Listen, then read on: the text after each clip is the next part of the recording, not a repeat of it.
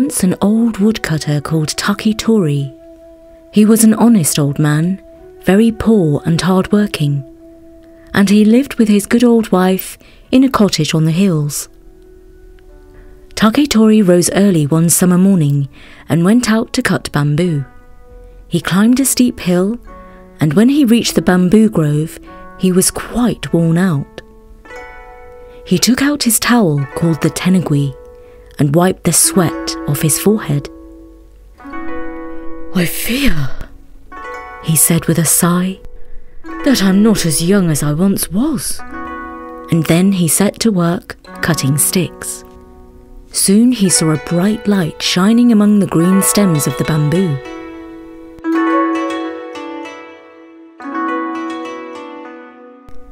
"What is this?" asked Takitori.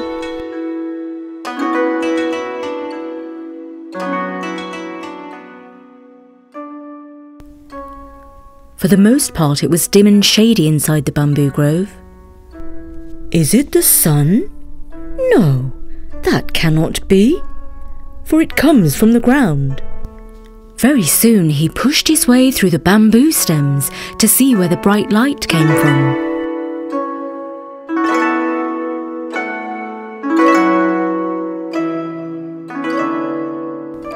Sure enough, it came from the root of a great big green bamboo.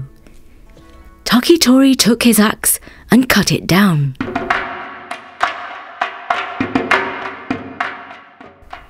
And there he found a fine shining green jewel, the size of his 2 fists.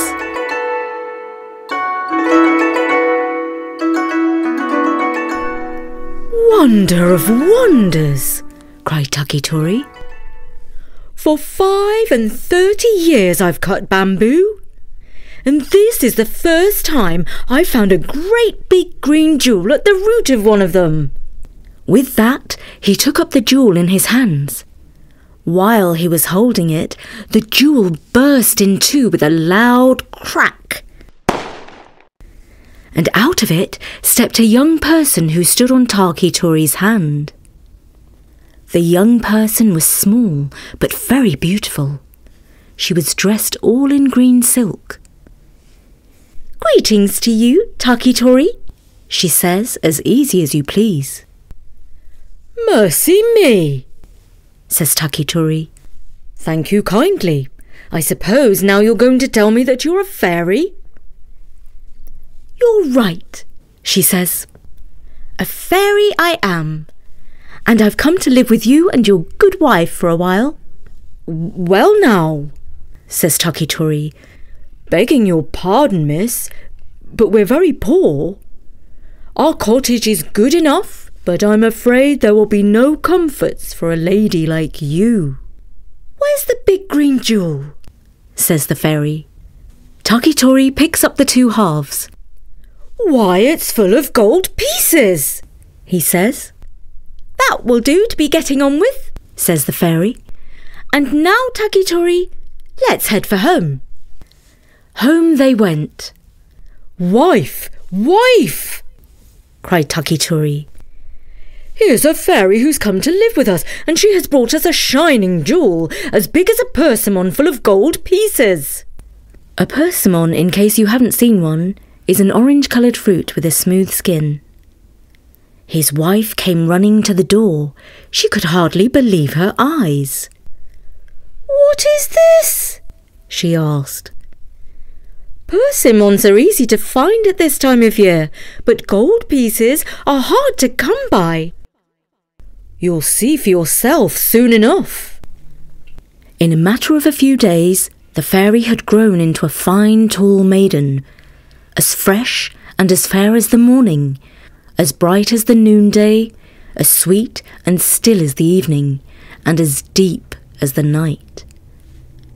Takitori called her the Lady Beaming Bright, because she had come out of the shining jewel. Takitori spent his gold pieces every day, but there were always plenty to spare. He built a fine house with servants to wait on him and his wife. The Lady Beaming Bright lived like a princess. Her beauty was famed both near and far, and scores of suitors came to seek her hand in marriage. But she would have none of them. "Takitori and his dear good wife are the two people I truly love," she said. "I will live with them and be their daughter." So 3 happy years went by, and in the 3rd year the emperor, known as the Mikado, came to woo the Lady Beaming Bright. "Lady," he said, "I bow before you. My soul salutes you, sweet lady. Be my queen." Then the Lady Beaming Bright sighed, and great tears wet her eyes, and she hid her face. "Lord, I cannot," she said. "Cannot?" said the Mikado. "And why not, oh dear Lady Beaming Bright?" "Wait and see, Lord." In the summertime she grew very sorrowful. She spent long hours by herself in the garden of Takitori's house.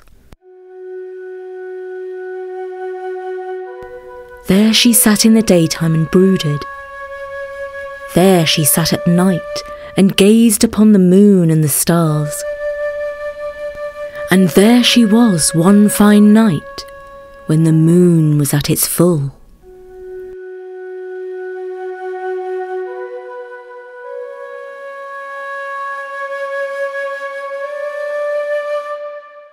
She was not alone.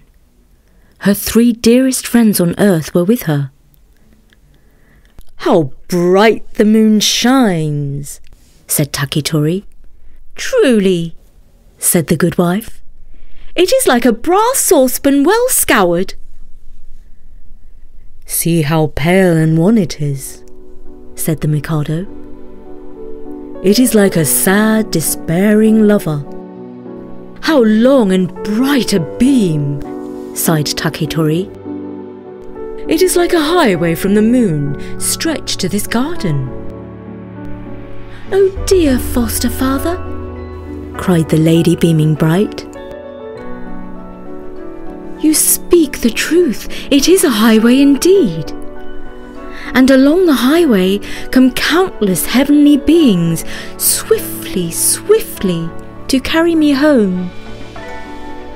My father is the king of the moon. I disobeyed his order. He punished me by sending me to live on earth for 3 years. The 3 years have passed, and I must return to my own country. Oh, I am sad to leave you." "The mist descends," said Takitori. "No," said the Mikado. "It is the soldiers and servants of the King of the Moon." Down they came in their hundreds and thousands, carrying torches. Silently they came and stood all around the garden, shedding their gentle lights. The chief brought a heavenly feather robe. The Lady Beaming Bright rose to her feet, and the chief servant placed the robe on her shoulders. "Farewell, Takitori," she said. "Farewell, dear foster mother. I leave you my jewel as a souvenir. As for you, my lord, I wish you could come with me, but there is no feather robe for you. I leave you a phial of the pure elixir of life. Drink, my lord, and live forever as the immortals." Then she spread her bright wings, and the servants of heaven gathered around her. Together they passed up the highway to the moon, and were seen no more. The Mikado took the elixir of life in his hand, and he went to the top of the highest mountain. There he made a great fire to consume the elixir of life, for he said, "What joy shall it bring me to live forever, if I cannot pass all time with the Lady Beaming Bright?"